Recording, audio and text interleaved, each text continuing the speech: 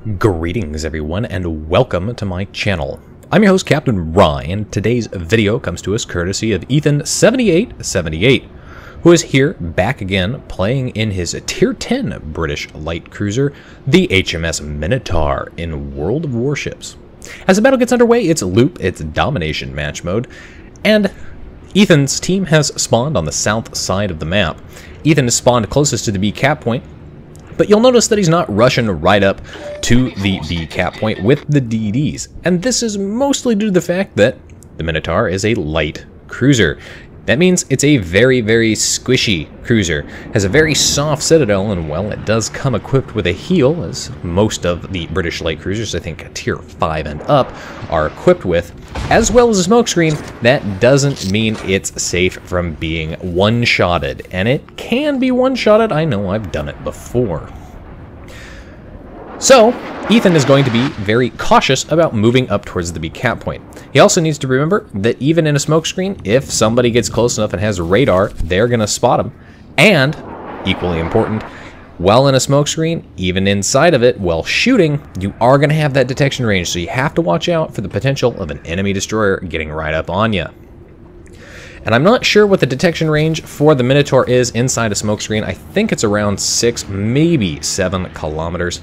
So Ethan is slowly edging forward into the B cap point. Now his team is already off to a great lead. They're capping A, they're holding A, but you'll notice that the A cap point has stopped. There is an enemy destroyer who is inside the A cap point and is preventing them. Now Ethan pops his smoke screen, doesn't quite make it inside the cap before they capture it, but that's certainly okay, at least for the time being. They did manage at the very least to capture the B cap point, so they are going to start gaining points. This is going to be good for his team because it means if they lose a ship, especially something like a destroyer early on, they're going to be able to withstand and weather the loss of that ship as far as points go. Now the enemy team's capturing the C cap point here, and they have managed to drive his friendly destroyer and cruisers out of the A cap point.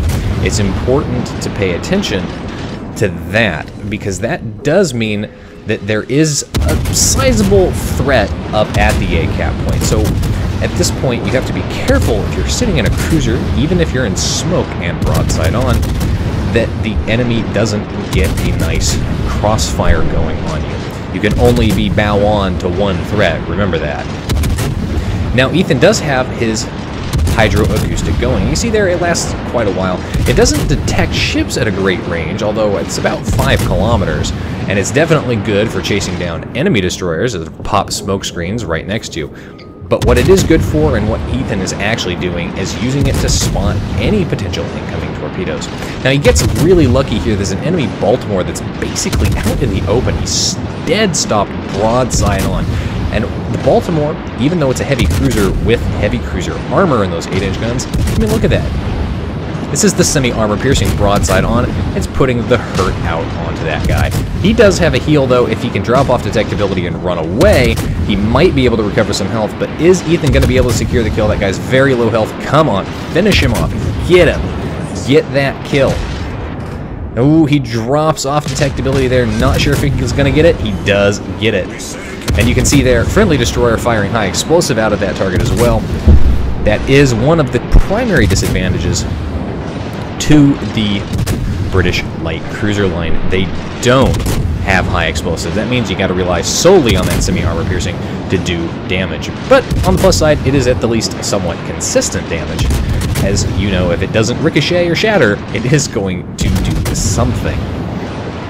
And the Minotaur has all of those little 6-inch guns, rapid fire, faster reload than any of the American destroyers. If you're an American destroyer, I can honestly say when I'm in my Fletcher, when I'm in my Hugh Yang, this ship, the Minotaur, is really the only ship I absolutely outright fear to run into at point-blank range. Because of the rate of fire will outstrip mine, and even if he's low health, he'll probably take me with him if I'm able to kill him at all. Speaking of cruisers that you should fear, there's an enemy Neptune up there. That's the tier 9, and you can see there he's kind of sailing broadside on. And Ethan is able to actually get a citadel on him as he turns. But that guy, he's got all sorts of problems. Mainly, friendly torpedoes actually hit him. I'm not sure who fired those, but that is probably going to be a real pain in the ass for his team. Now, Ethan's team is down on ships, or was down on ships. They're currently down on destroyers. So the enemy team's got that little bit of a destroyer advantage here. And as I always say, the team that gets the destroyer advantage usually goes on to victory. And once again, they are down. But it's important to note that Ethan is still in a prime position to pretty much shoot at everything. And as long as his team is able to rally, they should be able to finish off targets. Specifically, this Izumo, who is kind of broadside on to a Yamato, which just crossed in front of Ethan. And even if he wasn't broadside on, well, it's a Yamato. That thing will just bullpen the front of you pretty damn effectively, provided RNGesus cooperates. Ethan looking for new targets. He's got a Zhao out in the distance there, but you'll notice he pans his camera back between shots. It's very important that you do this because you might spot something that, well, A, you can see you might be able to take somebody out with you if you're about to die, and B, you'll notice there, enemy destroyer popped up. Now that destroyer laid a smoke screen there, but Ethan pulled the camera back and he caught just a glimpse of him, so he knows he's there. So he doesn't sit in one spot anymore. He's going to go ahead, he's going to move forward. He's going to borrow a friendly destroyer smoke screen here, which is perfectly acceptable. It looks like his smoke screen was probably going to wear off anytime soon, considering he's got a new one coming up. And if you're in a British cruiser, that's something that you got to think about too.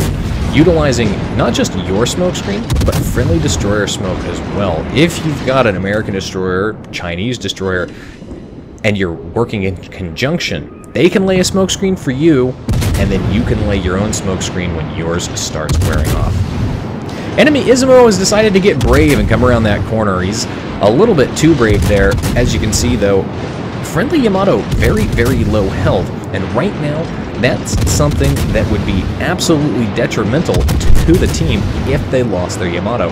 So the question is, the Yamato looks like he's going in for a ram, but his ram is denied. He gets taken out there by the gearing, actually. He manages to hit him when he's low enough health. The Izumo is finally brought down by Ethan, but that still leaves their team down one ship, and specifically down 2 battleships. So the enemy team's 2 cruisers and a battleship. Not only that, the enemy team still has all 4 of their destroyers. The good news here, though, is that there are fewer big guns now on the enemy team, at least just by 1, that can shoot at our hero here. Now, even though there are no battleships, you have to remember, though, this is a light cruiser. If you're playing in the Minotaur, and this is something I love to do when I'm playing in the Henry or the Des Moines, especially the Henry with its 10-inch guns, if you're in a Minotaur, you have to remember those 8-inch American guns and those 10-inch French guns, they will absolutely wreck you. And the Henry's guns will penetrate you from the front. They will overmatch. Now, Ethan's got himself a problem here. He's got an enemy cruiser that's come up there. It looks like the Zhao there, and he's got a gearing as well. You'll notice he shifts his attention to the gearing. This is a really smart move here. Like I said, anytime you can shoot at and take out an enemy destroyer, you should always do that. It's also a smart move because the semi-armor piercing is excellent at dealing with American destroyers, especially Gearings and Fletchers. And like I said, it's one of the ships that I absolutely fear running into in-game. Now you can see, though, how much health Ethan can repair, and I'm actually surprised he hasn't hit his repair yet. This is a little bit weird to me.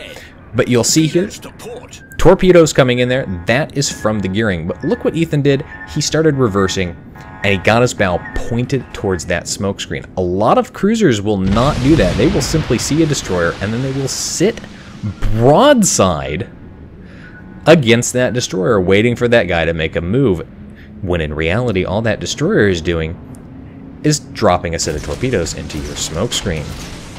Enemy battleship popped up there briefly with a lead indicator, so Ethan's going to go ahead. He's going to get torpedoes out there. Something to remember as well with this ship, it has 10-kilometer torpedoes, and they can be fired in single shot. Now, Ethan fires off his guns here from inside the smoke screen, and he's detected. That's an indicator that an enemy destroyer is definitely close enough to spot him while firing from inside his smokescreen, and there's that destroyer. So that gearing is now broadside on, and look how quickly this gearing is going to lose his health to this Minotaur. There's a good chunk, there's a good chunk, and that's the end of him. Ethan once again gets really lucky. In spite of not having his hydro up, he's actually able to spot those torpedoes and dodge all of them. Although they were a narrow spread, and that does save his butt there because of the different launching. Does connect a couple of torpedoes on an enemy ship there. Not sure what it was. Probably the battleship.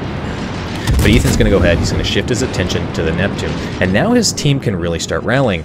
He changes his attention back to the destroyer. Again, not enough cruisers will do this. I see too many cruiser captains will get tunnel vision, and they won't shoot at the destroyers. You have to shoot at them while they are visible. Now watch how quickly this Shimakaze loses health. There's a big 3,000 health chunk. There's another little bit. Most of those shots unfortunately miss. A couple of them actually bouncing off that Shimakaze. That Shimakaze is probably thinking, holy crap, I bounced a shot.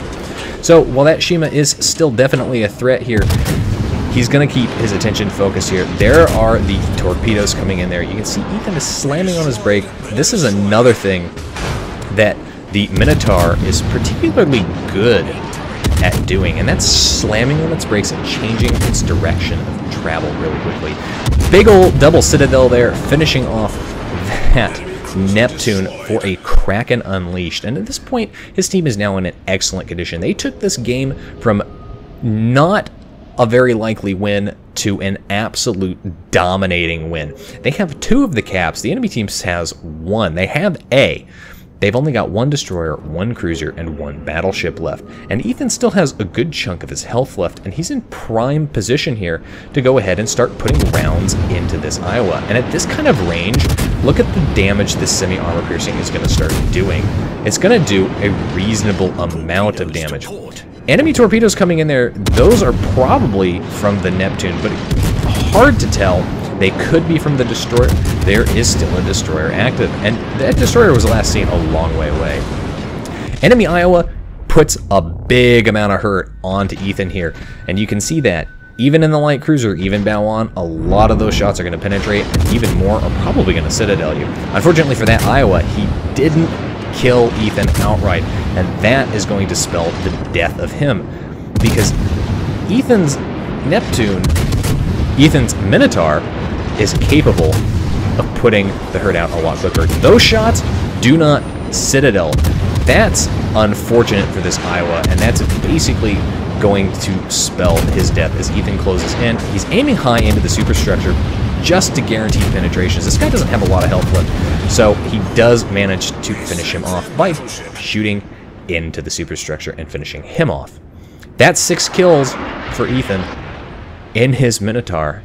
There are 2 ships left, 1 destroyer, 1 cruiser, and that cruiser he's busy dealing with, it looks like, a battleship and a friendly cruiser, as well as the destroyer left alive on the team. So, in the meantime, Ethan is going to go ahead, he's going to head up to the A cap point, he's going to cap the A cap point, and hopefully he's going to prevent the enemy team from gaining enemy points. But now you see, the enemy did manage to take out their battleship, and the Henry that's over there dealing with that cruiser, well, he's incredibly low health. So it's entirely possible that that cruiser is going to be able to take out that Henry, and considering it's a Hindenburg, that is an incredible probability. And yes, they do take that Henry out. So that means you have to be even more careful here. Don't get overconfident, even if it looks like it's a sure victory. So instead of going to help down against that Hindenburg, Ethan has gone up here. He's done the smart thing. He's gone to the A cap point, and he's going to secure it. So even if the enemy Hindenburg and this Fletcher, who's mostly full strength and looks like he's been hiding in the back most of the time, manage to take out that Udaloy and finish him off, at the very least, they won't be gaining any more points from base captures. And considering that his team is currently close to that 900 mark at 890 points, this effectively means that as long as they continue to survive, they'll be able to finish the battle with a points advantage. Or, more importantly, finish the battle by hitting that 1,000 points first, because when you have all 3 caps, you gain points at a ridiculously fast rate, almost 10 every few seconds. You get 9 of them every few seconds. So you can see here, watch the points total just start rapidly accumulating.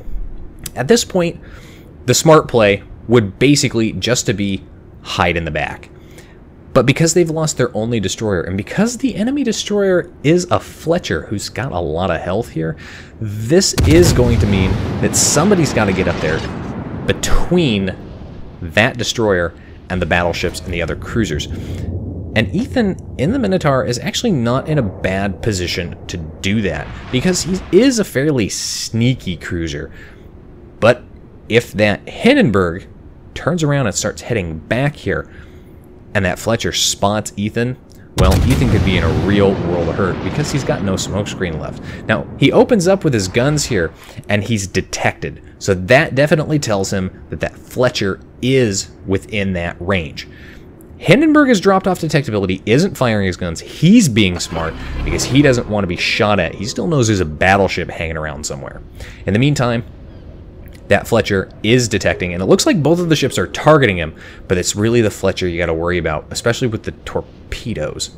But look how fast they've accumulated those points. All they have to do is survive just seconds longer. There's the Fletcher's torpedoes, so he knows roughly where he's at, but it doesn't matter. They win on points. Again, you get all 3 caps at that point in the battle. That's all you need to do. 229,000 damage done there. 6 kills in that game for Ethan. Confederate, Kraken Unleashed, and High Caliber. A very, very good battle for him. And with 3 torpedo hits, plus the 6 kills, top of the team for XP earned with over 3,300 base XP. 3,303 base XP total there. Nearest guy on his team earned almost, I think, 1,000 fewer points there. And only one person on the enemy team managed to even break the 1,000 mark. Anyway, that's it for today's video, folks. If you like the video, hit that like button. Hit the subscribe button. Leave a comment down below. If you'd like to get semi-regular channel news and updates, you can do so by liking and following me on Facebook. If you'd like to help support me and the channel, you can do so by becoming my supporter on Patreon. If you've got a replay like this one that you'd like to see featured on my channel, you can send it to my email. And if you'd like to watch me play various games live after the New Year's, you can do so by following me on Twitch. You can find the links for all of those in the video description down below. And as always, I'll see you next time. This is Captain Rye, signing off.